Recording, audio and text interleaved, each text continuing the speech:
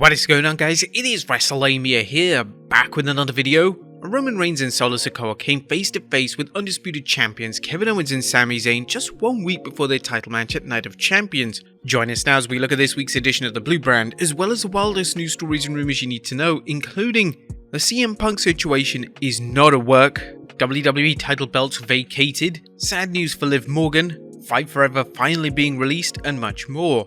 Be sure to subscribe and hit that notification bell for daily wrestling videos, and follow us on Facebook for exclusive lists. Also check out our new channel, Wrestlelamia Shorts. Now, as always, we won't recap the matches, but just look at the good, the bad, and the downright ugly. As always, we start off with the good as number 1, some forceful foreshadowing.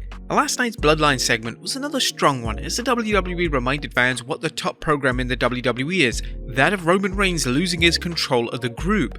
They continued the program with what's become a weekly occasion, the Usos failing and Roman raging. However, they also showed some clever foreshadowing when it had Roman Reigns inadvertently bump into Solo, with the Enforcer giving the Tribal Chief a look that he's not one to mess with.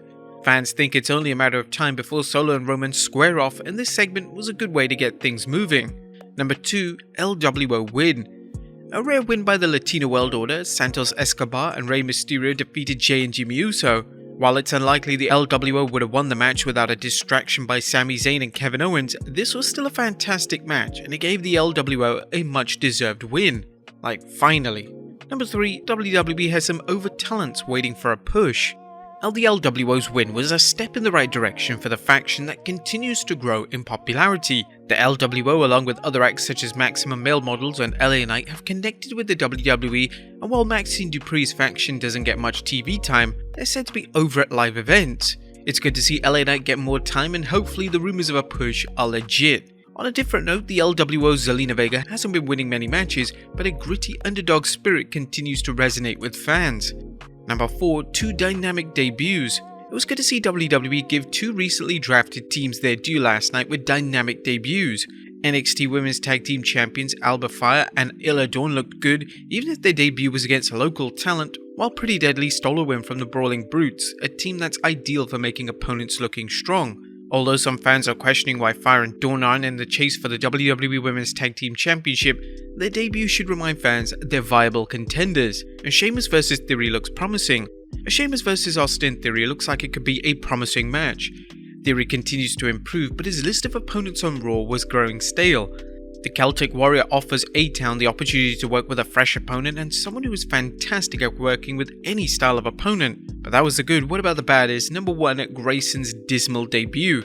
Fans wondering what all the fuss about Grayson Waller is must have been disappointed as they watched Waller's debut episode of the Grayson Waller Effect with AJ Styles. Waller showed proficiency in NXT at playing an arrogant heel you'd want to see shut up, but not last night, as his interviews with the Phenomenal One went nowhere until Waller told AJ Styles and Seth Rollins will emerge victorious as the World Heavyweight Champion. Number 2, Women's Tag Team Turmoil. The announcement that Raquel Rodriguez and Liv Morgan have relinquished their tag titles due to Liv Morgan's injury is a reminder of how snake-bitten the titles have been since Sasha Banks and Naomi walked out on the WWE last year with infrequent title defenses and a complete lack of direction for the entire tag division. Sadly, the makeshift team of Raquel Rodriguez and Liv Morgan appear to be working until Liv's injury. Whoever Rodriguez's mystery partner is may want to reconsider given how things have worked out for Aaliyah and Liv. Number 3, letting the cat out of the bag. As much as we're anticipating the Seth Rollins vs AJ Styles match at Night of Champions, the winner seems like a foregone conclusion, and not just because the Phenomenal One is working on Smackdown. Karrion Kross vs AJ Styles could be a sleeper hit for 2023, but why tease it before Styles wrestles Rollins, as it all but guarantees a Rollins win, perhaps even with interference from Kross? And Zayn and KO need opponents besides the Bloodline.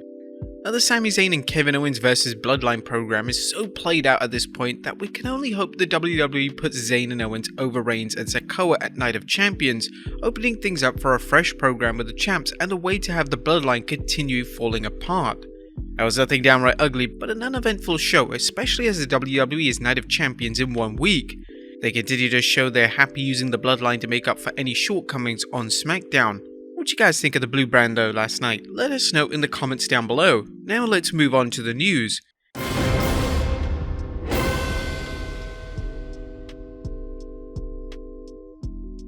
Now first we looks at AEW going to Plan B with CM Punk. Atop of today's news is AEW's difficulties with CM Punk, primarily whether or not Punk is returning to AEW. As previously reported, Punk may not return to AEW thanks to AEW refusing to let Punk's friend Ace Steel accompany him to AEW shows. AEW needs to move quickly because its first episode of Collision is booked to take place in Punk's hometown of Chicago, and as several wrestling pundits have pointed out, fans may assume CM Punk will be there regardless of what they hear about the rumoured problems between Punk and AEW management. According to PW Insider, the latest Punk AEW rift is not a work, and now AEW is looking at venues outside of Chicago for the debut episode.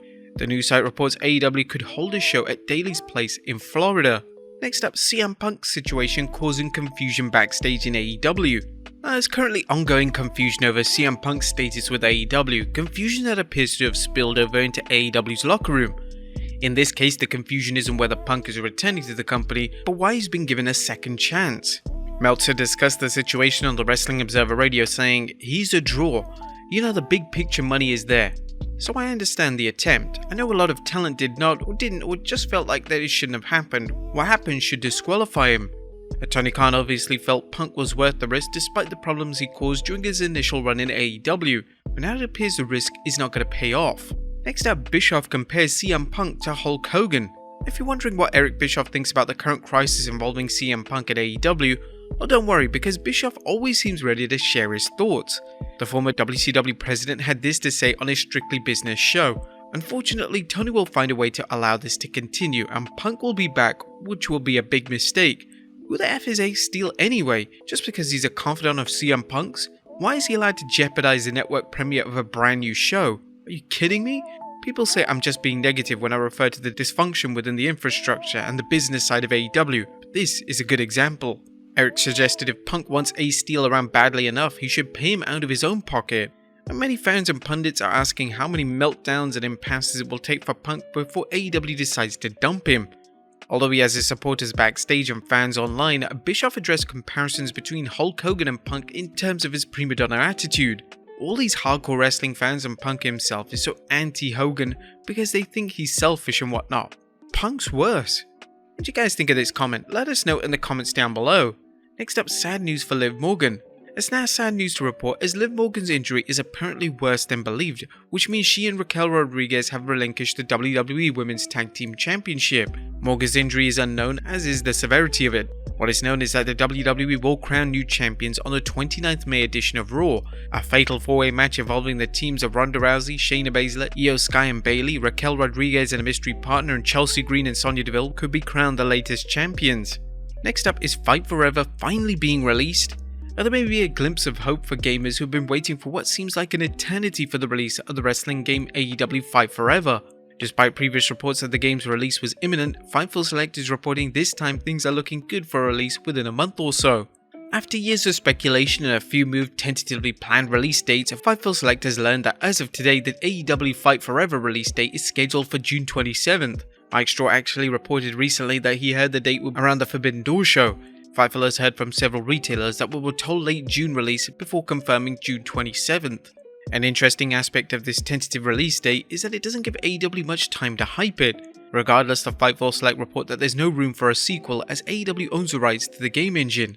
The current plans are for Fight Forever to be a one-time release with ongoing updates. Those who've heard from it have worked on the game say that it plays very smoothly and resembles WWF No Mercy in that sense.